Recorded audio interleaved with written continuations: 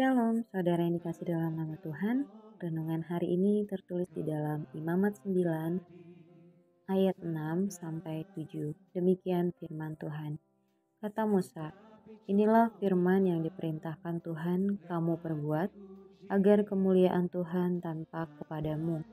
Kata Musa kepada Harun, datanglah mendekat kepada mezbah, olahlah korban penghapus dosa dan korban bakaranmu, dan adakanlah pendamaian bagimu sendiri dan bagi bangsa itu.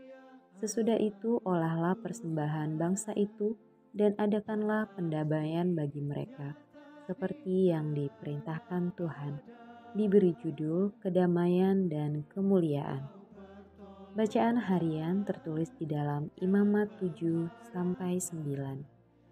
Tuhan memerintahkan Musa dan Harun serta umat Israel membawa korban-korban kepada Tuhan agar mereka berdamai dengan Tuhan. Kerinduan Tuhan supaya umatnya tidak menjauh darinya, tetapi tetap bersekutu dengan Dia dan tetap bisa menikmati berkat-berkat-Nya. Tanpa pendamaian dengan Tuhan, maka tidak akan ada persekutuan dengan Tuhan, karena dosa menjauhkan kita dari Allah. Yesaya 59 ayat 2.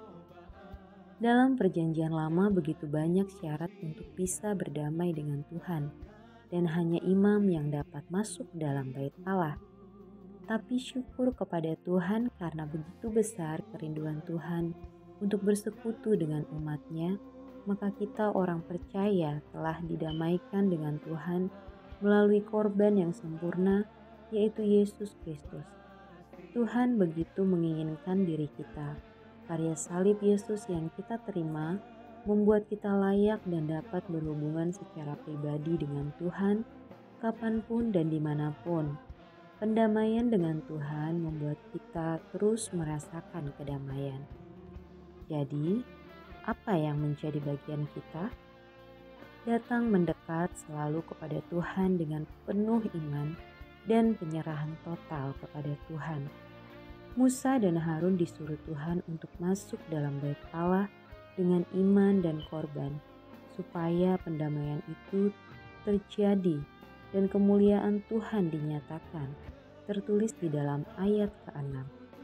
Bagian kita sekarang adalah tetaplah dekat dengan Tuhan, supaya bisa terus merasakan kedamaian yang sejati dan indahnya hubungan dengan Tuhan. Kedamaian yang kita terima penuh dari Tuhan dapat membuat kita menjadi pembawa damai. Izinkanlah Sang Raja Damai bertahta dalam hidupmu. Orang yang selalu ada dalam hadirat Tuhan akan selalu menikmati kemuliaan Tuhan, tertulis di dalam Imamat 9 ayat 6. Dan orang yang selalu dalam hadirat Tuhan punya hubungan yang indah dengan Tuhan, pasti akan menjadi berkat dan menikmati berkat Tuhan.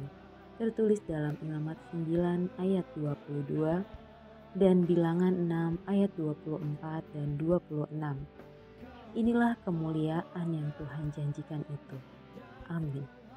Refleksi hari ini, masihkah saya di dalam hadirat Tuhan? Adakah kedamaian dari Allah itu memenuhi hidup saya? Apakah setiap saya datang kepada Tuhan, saya datang dengan iman dan penyerahan total? Apakah Tuhan yang bertahta dalam hidup saya, sehingga saya menikmati kemuliaan Tuhan? Mari kita berdoa.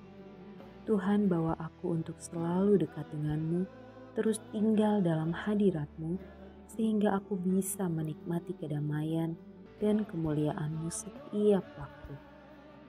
Our statement hari ini, orang yang selalu dalam hadirat Tuhan pasti akan selalu menikmati kedamaian, kemuliaan dan kemurahan Tuhan itu pasti.